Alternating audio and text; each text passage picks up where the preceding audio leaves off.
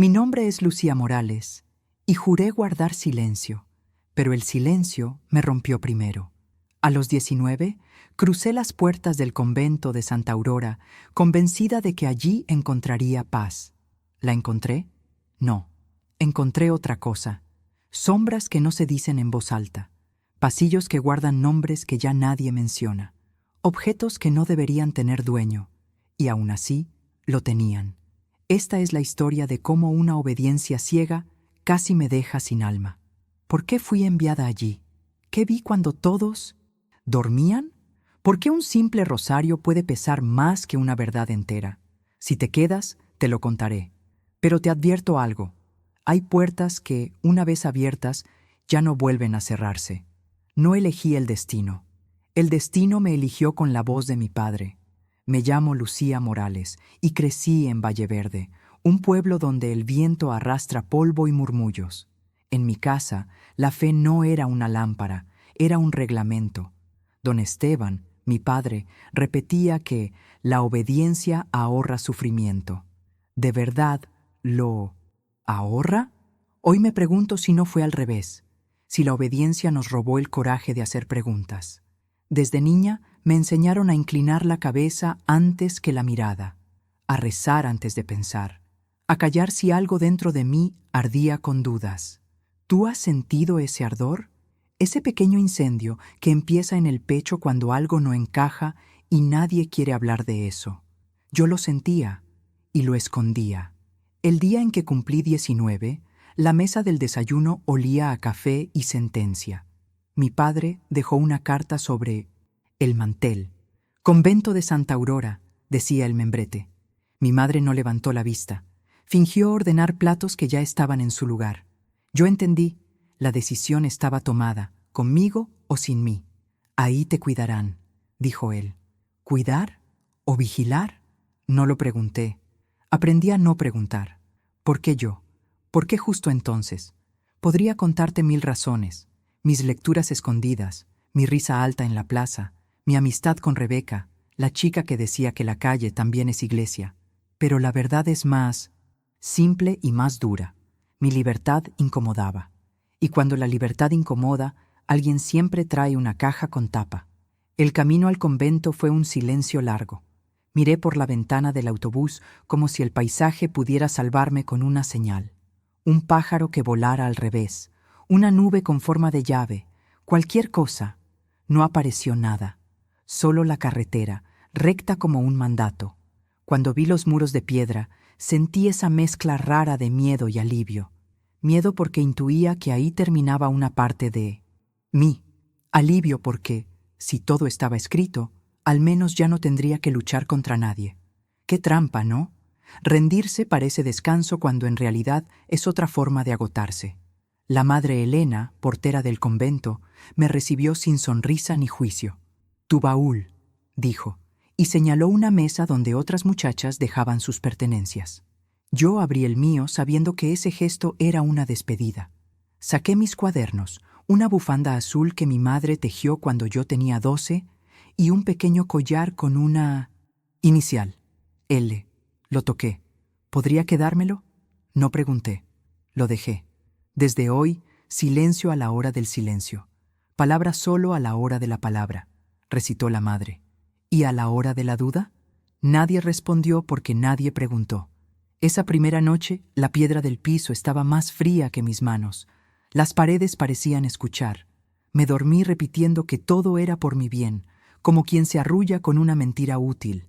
Lo que no sabía, y esto es importante, es que el bien no siempre tiene la misma cara para todos, y que hay lugares donde el bien se usa como llave, o como candado. ¿Fue entonces cuando empezó todo? No, empezó antes, con una frase de mi padre que nunca entendí del todo. La obediencia evita el dolor. Ojalá me hubiera dicho qué dolor, porque algunas obediencias no te salvan, te dejan sin voz. Y lo peor no es quedarte muda, lo peor es acostumbrarte al silencio. La segunda noche escuché un sollozo detrás del muro, breve, como si alguien lo hubiera mordido para que no creciera. Quise pensar que era el viento, pero el viento no tiembla. Alguien temblaba, y yo me prometí una cosa, Averiguarlo. ¿Por qué? Porque si no nombro lo que escucho termina nombrándome a mí. El amanecer en el convento no tenía gallos ni campanas alegres, sino un golpe seco de campana metálica que rebotaba contra los muros de piedra. Abrí los ojos y no supe si había dormido o solo había cerrado los párpados un instante. La celda era mínima. Una cama estrecha, una mesa con crucifijo y un balde de agua. Nada más. Me vestí con el hábito áspero que me habían entregado la noche anterior. La tela rascaba mi piel como si quisiera recordarme a cada movimiento que yo ya no era mía. ¿Era eso el propósito? Que cada roce me dijera, obediencia. Al salir, encontré a otras jóvenes formadas en fila. Nadie hablaba. Algunas tenían la mirada clavada en el suelo, otras parecían mirar hacia adentro, como si hubieran aprendido a esconder sus pensamientos en un rincón secreto. Yo traté de imitarlas. Pero ¿cómo ocultar lo que aún no había aprendido a nombrar? La rutina era exacta: oración al amanecer, trabajo en los huertos, lectura espiritual, silencio. Un silencio espeso, no de paz, sino de obligación. ¿Has probado alguna vez tragar saliva sabiendo que hasta ese pequeño sonido se siente demasiado fuerte? Así era.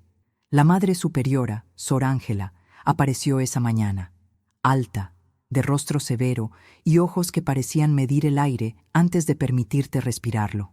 Caminaba despacio, pero cada paso hacía temblar algo en nosotras. Aquí no hay lugar para la rebeldía, dijo. Aquí solo se crece en la obediencia.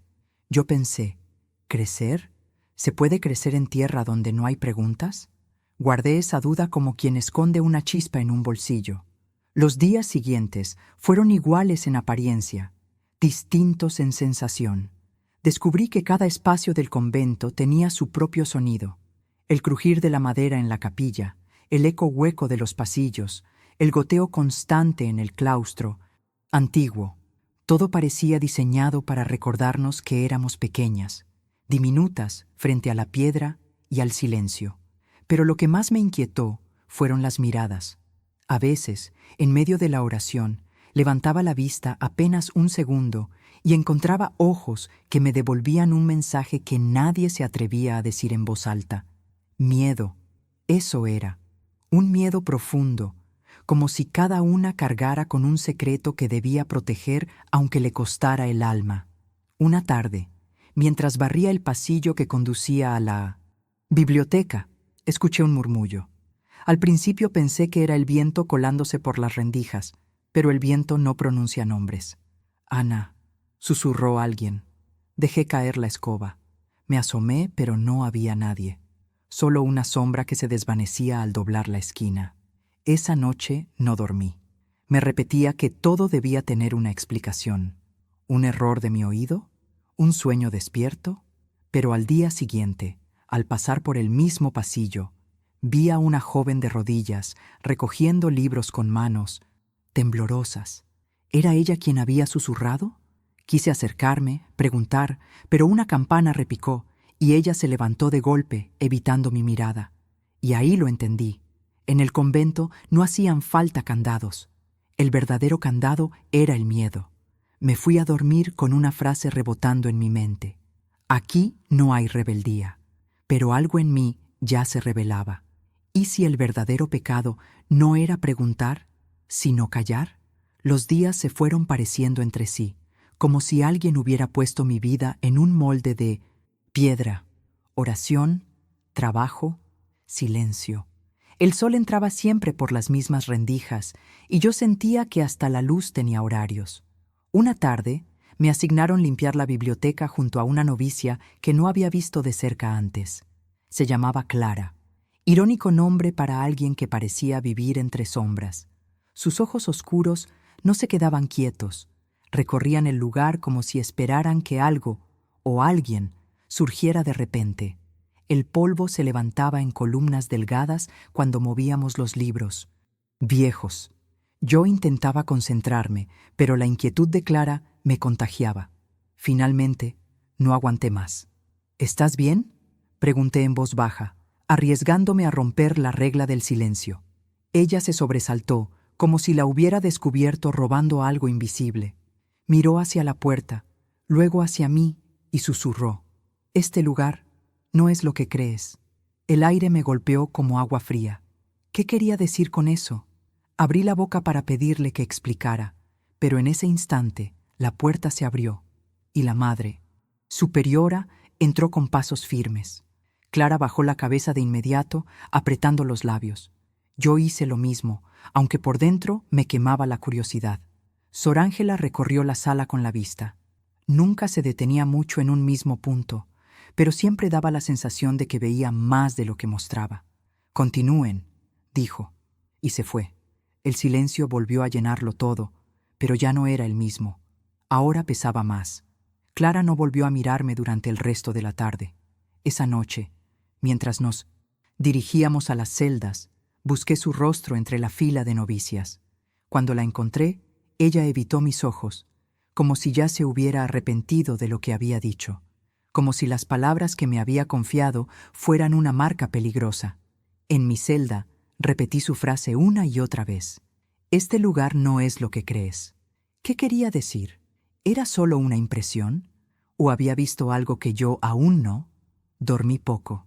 Entre sueños, escuchaba pasos en el pasillo.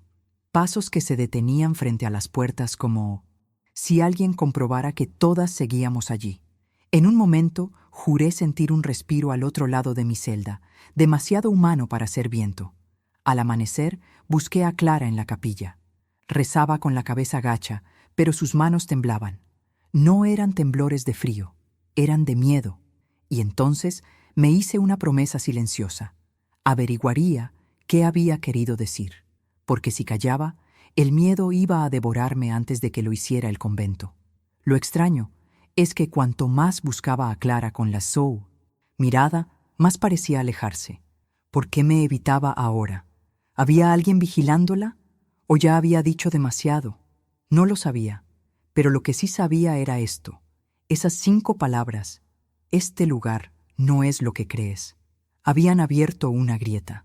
Y cuando una grieta aparece en un muro, tarde o temprano, todo el muro se derrumba. La campana del amanecer sonó como siempre, metálica y áspera.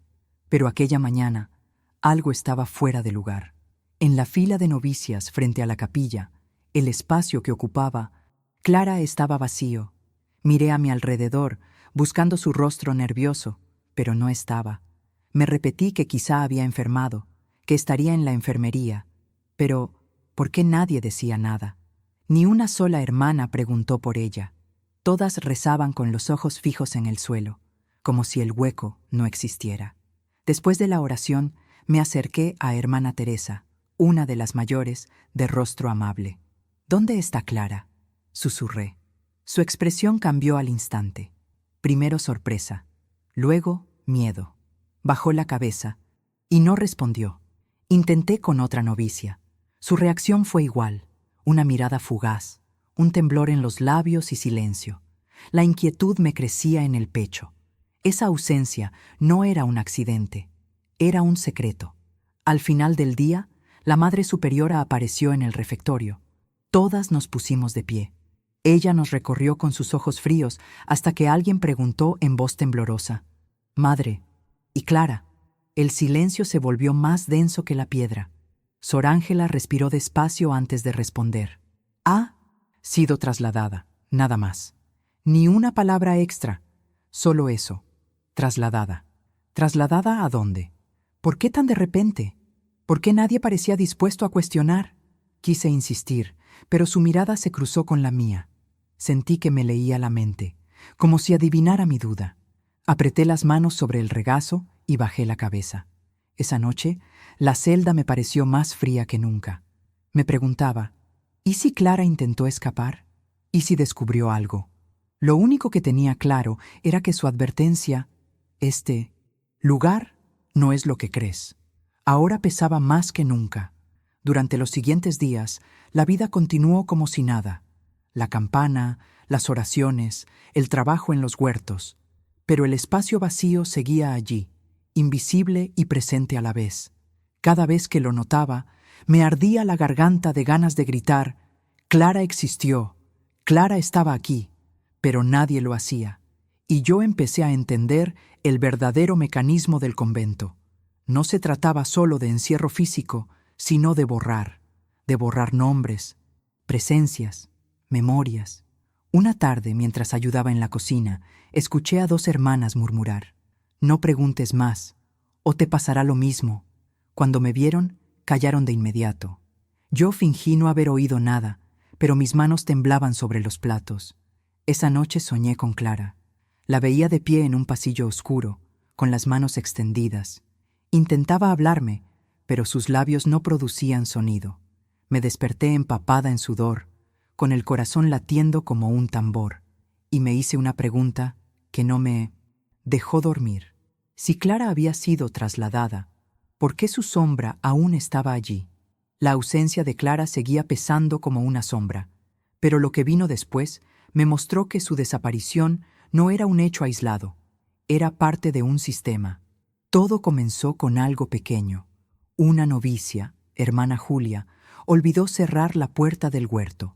El viento levantó la tierra y algunas plantas se marchitaron. Un error común, ¿verdad?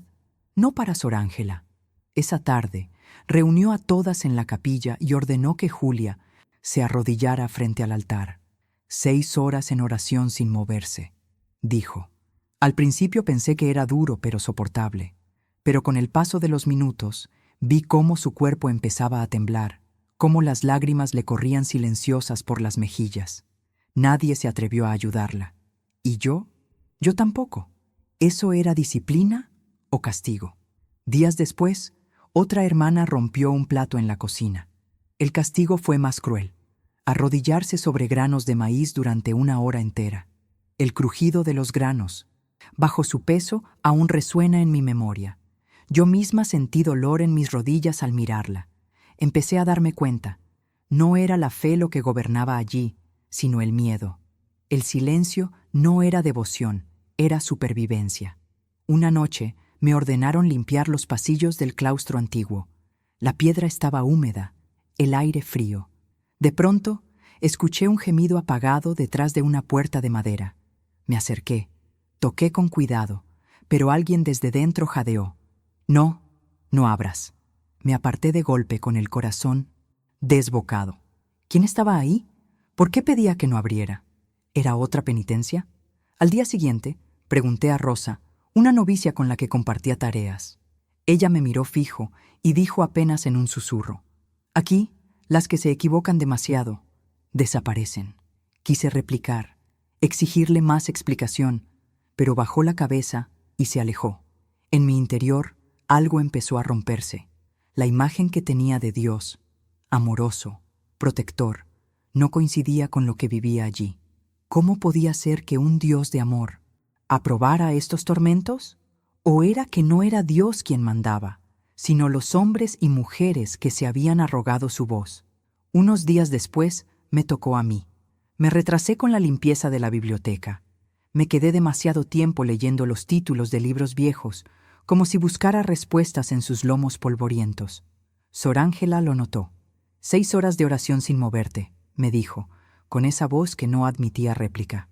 Al principio traté de resistir, pero el cuerpo es frágil.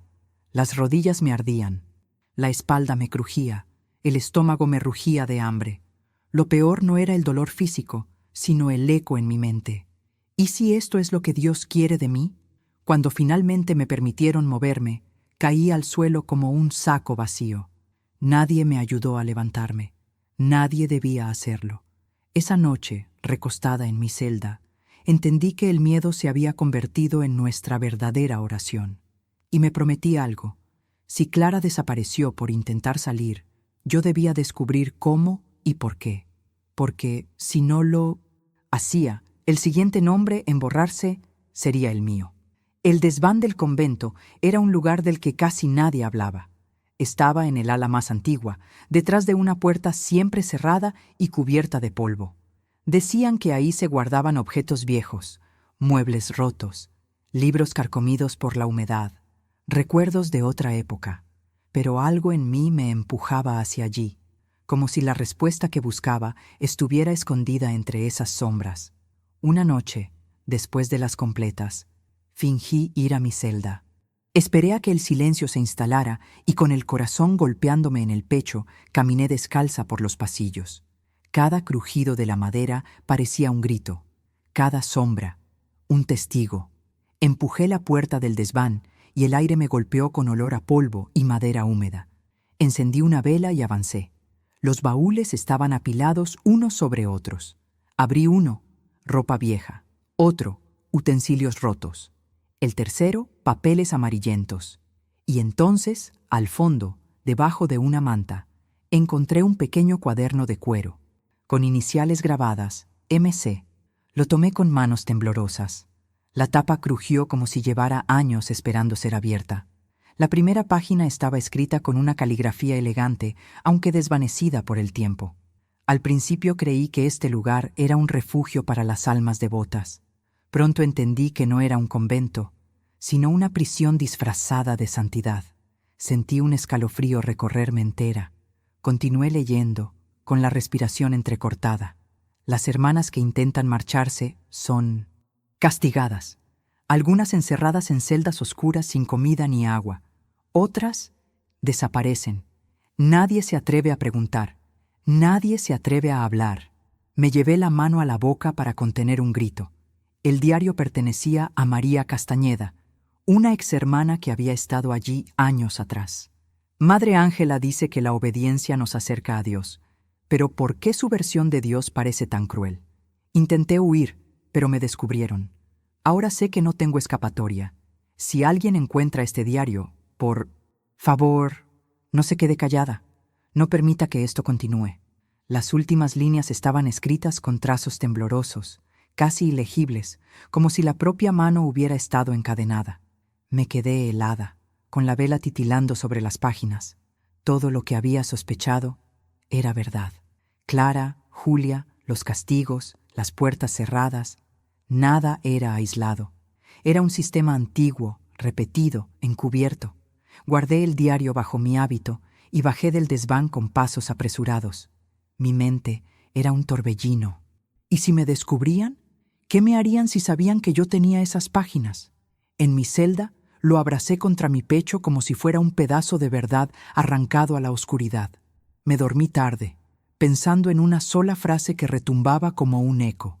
Si alguien encuentra este diario, no se quede callada.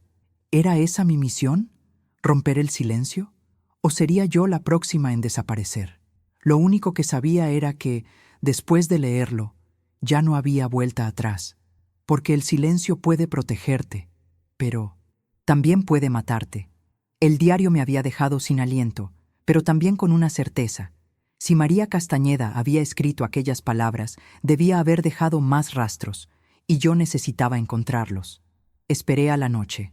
Con el diario escondido bajo mi colchón, salí en silencio. La luz de la luna apenas se colaba por las rendijas, proyectando sombras largas sobre los muros. Caminé con el corazón desbocado, como si cada paso pudiera ser el último. Llegué de nuevo al desván. Esta vez no. Buscaba papeles, buscaba pruebas, moví baúles, levanté mantas viejas, revisé estantes polvorientos. Fue entonces cuando mis dedos tocaron un trozo de tela oscura. Lo desenvolví con cuidado y dentro encontré algo que me heló la sangre, un rosario roto. Lo reconocí al instante. Era de Clara. Lo había visto en sus manos cada mañana en la capilla. Las cuentas estaban desgastadas, la cruz partida. ¿Cómo había terminado allí, escondido entre trapos viejos? El aire se volvió más denso. Sentí que alguien me observaba. Me giré bruscamente, pero no había nadie. Solo silencio. Apreté el rosario entre mis manos como si pudiera hablarme, y en cierto modo lo hizo. Me confirmó que la historia del traslado era una mentira. Clara no había salido de ese convento. Decidí ir más lejos. Había oído rumores de que en el ala más antigua existían pasadizos cerrados. Seguí el corredor de piedra hasta una puerta que nunca había visto abierta. Para mi sorpresa, esa noche estaba entreabierta. Entré. El aire era húmedo, cargado de un olor agrio. Bajé unas escaleras angostas que parecían descender a otro mundo. Mis pasos resonaban como tambores en el silencio. Al llegar al fondo, mi estómago se encogió. Había pequeñas celdas de piedra alineadas a ambos lados. Algunas estaban vacías, con el suelo cubierto de paja podrida. En una de ellas, sobre un banco, vi un hábito doblado con un rosario encima. El mismo modelo que usábamos todas. Toqué los barrotes oxidados. Sentí que la humedad se me pegaba a los dedos. Aquello no era un lugar de oración, era un lugar de encierro. Retrocedí, pero algo dentro de mí me impulsaba a seguir mirando. ¿Cuántas habían estado allí antes? ¿Cuántas habían desaparecido sin dejar rastro? De repente, escuché un crujido detrás de mí. Me quedé paralizada. Una sombra se movió en la penumbra. «¿Quién anda ahí?», dijo una voz fría. El terror me recorrió el cuerpo. Reconocí la voz. Era la Madre Superiora. El rosario de Clara aún estaba en mi mano. No tuve tiempo de esconderlo. Sentí su mano sujetándome el brazo con fuerza, como un grillete. «Hermana Lucía», susurró con un tono que era mitad reproche, mitad amenaza. «La curiosidad es peligrosa». Quise responder, justificarme, pero no salió sonido de mi boca. Solo pude mirarla con los ojos abiertos de par en par. Ella me acercó el rostro, tan cerca que pude sentir su respiración. «Recuerde», dijo lentamente, «la obediencia es vida, la desobediencia es desaparición». Y en ese instante entendí. Yo podía ser la siguiente Clara. Me arrastraron por los pasillos como si fuera una criminal. Dos hermanas, con los rostros inexpresivos, sostenían mis brazos con fuerza. No me miraban, no me hablaban. Yo tampoco dije nada. ¿De qué servía? El rosario roto de Clara seguía en mi mano, y esa era mi condena. La Madre Superiora abrió una puerta de hierro al final del corredor. El aire que salió de allí era gélido, húmedo, cargado de encierro. «Aquí aprenderá lo que significa la verdadera penitencia», dijo, antes de empujarme adentro. La puerta se cerró tras de mí con un chirrido que retumbó en mi pecho como una sentencia. El sonido de la llave girando en la cerradura fue lo último que escuché antes del silencio absoluto. La celda era mínima, paredes de piedra húmeda, un suelo áspero y un olor a moho que se pegaba en la garganta. No había cama, no había agua, solo oscuridad y frío. Al principio intenté rezar. Las palabras salían mecánicas, repetidas, como si fueran cadenas en lugar de alas. «Padre nuestro». Pero la oración se quebró en mis labios. ¿De qué servía rezar si Dios parecía haberme abandonado? Las horas pasaron lentas. El hambre me mordía el estómago, la sed me quemaba la garganta. Las rodillas me dolían de tanto acurrucarme en un rincón. Cada tanto, un murmullo lejano se colaba por las piedras, pasos que iban y venían, voces apagadas. ¿Cuánto tiempo había pasado? ¿Horas? ¿Días? Perdí la noción. Lo peor no era el dolor físico, lo peor era la soledad, esa soledad que empieza a hablar dentro de tu cabeza. Me repetía, «Clara también estuvo aquí. ¿Acaso ella gritó? ¿Alguien la escuchó? ¿Me pasará lo mismo?» Una madrugada, o tal vez era de día, ya no sabía, sentí que mi fuerza se desvanecía. Mi cuerpo temblaba, mis labios estaban secos, mi respiración era débil.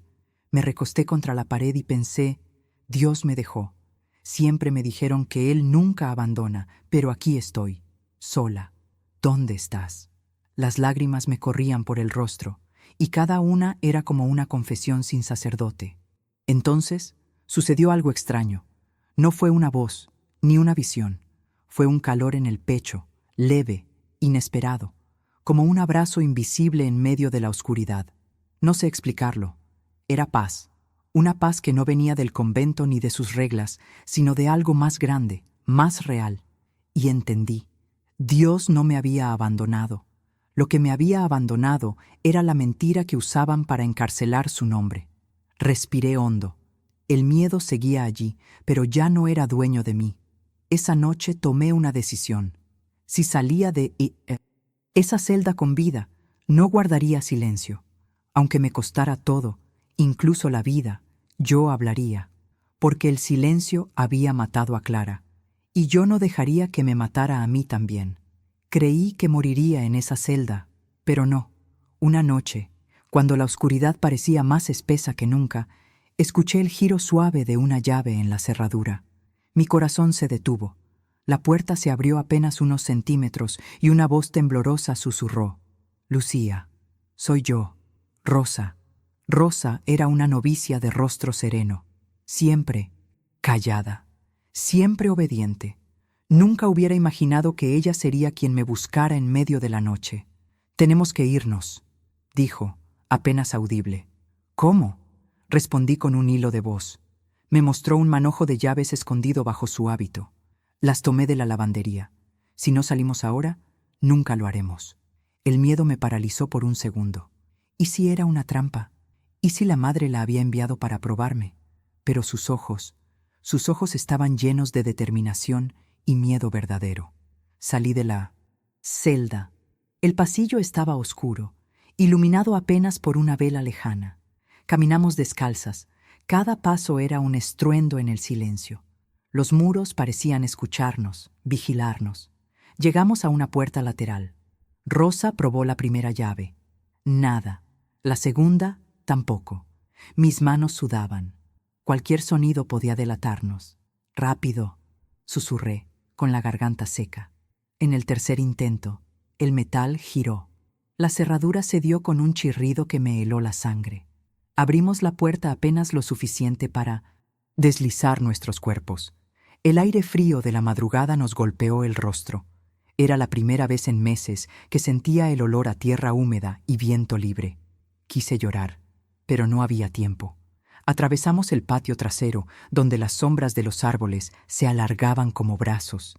De repente, escuchamos pasos a lo lejos. Una voz. Nos agazapamos detrás de un muro. El corazón me latía tan fuerte que temí que lo escucharan. Los pasos se alejaron. Seguimos corriendo. El muro del convento era alto, imponente. Por un momento pensé que era imposible, pero Rosa me señaló un rincón donde un viejo árbol crecía pegado a la pared. Por aquí. Me aferré a la corteza rugosa y empecé a trepar. Mis músculos gritaban de dolor, todavía debilitados por el encierro, pero la adrenalina me empujaba. Rosa subió detrás de mí. Cuando llegamos arriba, nos detuvimos un instante. Desde allí, el convento parecía dormido. Las torres, las ventanas oscuras, la campana inmóvil. Un lugar de piedra y miedo, que aún podía devorarnos si dudábamos. «Salta», dijo Rosa.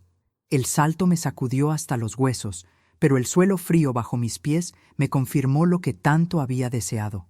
Estábamos afuera. Corrimos. Corrimos como si la vida dependiera de ello. Porque dependía. El aire frío llenaba mis pulmones. El suelo lastimaba mis pies descalzos. Pero no paré. No sé cuánto tiempo duró. Minutos, horas, toda una eternidad. Solo recuerdo una certeza. Cada paso me alejaba del silencio del convento y me acercaba a una verdad que ya no podía callar. El amanecer nos encontró exhaustas, con los pies llenos de heridas y la garganta ardiendo de sed. Habíamos corrido toda la noche, sin mirar atrás. Cuando por fin vimos las primeras casas de un pequeño pueblo, nuestras fuerzas apenas alcanzaban para dar un paso más. Golpeamos la puerta de una vivienda humilde. Una mujer de mediana edad, de rostro amable, nos miró con sorpresa. Éramos dos muchachas con hábitos rasgados, los ojos desorbitados y el cuerpo temblando. «Por favor», alcancé a decir, «necesitamos ayuda». Ella nos hizo pasar sin dudar. Nos dio pan, agua y un rincón donde sentarnos. Nunca olvidaré el sabor de ese primer bocado libre. Era simple, pero sabía a salvación. Con el tiempo, descubrí algo que me dolió y me sanó al mismo tiempo. Mi madre ya no vivía. Había partido años atrás, esperando noticias mías que nunca llegaron. Mi padre, en cambio, aún estaba allí. El reencuentro no fue fácil. Sus canas y sus arrugas eran testigos del tiempo. Perdido. Pero cuando me vio en el umbral, sus ojos se llenaron de lágrimas. «Hija», susurró, antes de abrazarme con fuerza. Yo también lloré. Lloré por lo que fui, por lo que perdí y por lo que todavía podía recuperar. Al poco tiempo, Rosa y yo fuimos acogidas por una pequeña iglesia local. No era como las capillas sombrías del convento. Era un lugar sencillo, de madera clara, donde la luz del sol entraba por las ventanas y bañaba todo con calidez. Allí descubrí algo que nunca había conocido: la fe como libertad, no como castigo. Las personas nos recibieron con los brazos abiertos. No nos hicieron preguntas dolorosas, solo nos escucharon y, poco a poco, nos animaron a contar nuestra historia. La primera vez que hablé frente a la congregación, mi voz temblaba, pero cuando terminé, me abrazaron, lloraron conmigo y oraron por nosotras. Fue entonces cuando entendí que nuestro dolor no era solo una carga, podía convertirse en semilla de esperanza para otras. Con los meses, fuimos invitadas a otros pueblos. Allí relatamos lo que habíamos vivido tras los muros de piedra. Algunas mujeres se nos acercaban después, con lágrimas en los ojos, confesando que habían pasado por lo mismo o que aún guardaban secretos que nunca habían podido contar. Cada testimonio era una confirmación. No estábamos solas y nuestro silencio había terminado. El día de mi bautismo fue distinto a todo lo que había vivido. Cuando me sumergí en las aguas, sentí que cada cadena, cada sombra, cada lágrima del convento se quedaba atrás. Al salir, el sol me golpeó el rostro y entendí. Era libre de verdad. Esa noche, sentada bajo el cielo estrellado junto a Rosa, pensé en Clara y en María Castañeda, en todas las que no pudieron escapar. Cerré los ojos y susurré: no las olvidaremos, porque la memoria es también una forma de justicia, y mientras tenga voz, la usaré para contar lo que vi. Mi nombre es Lucía Morales, y lo que viví como obediencia casi me roba el alma. Pero hoy sé que la verdadera fe no encierra, no silencia, no castiga. La verdadera fe libera.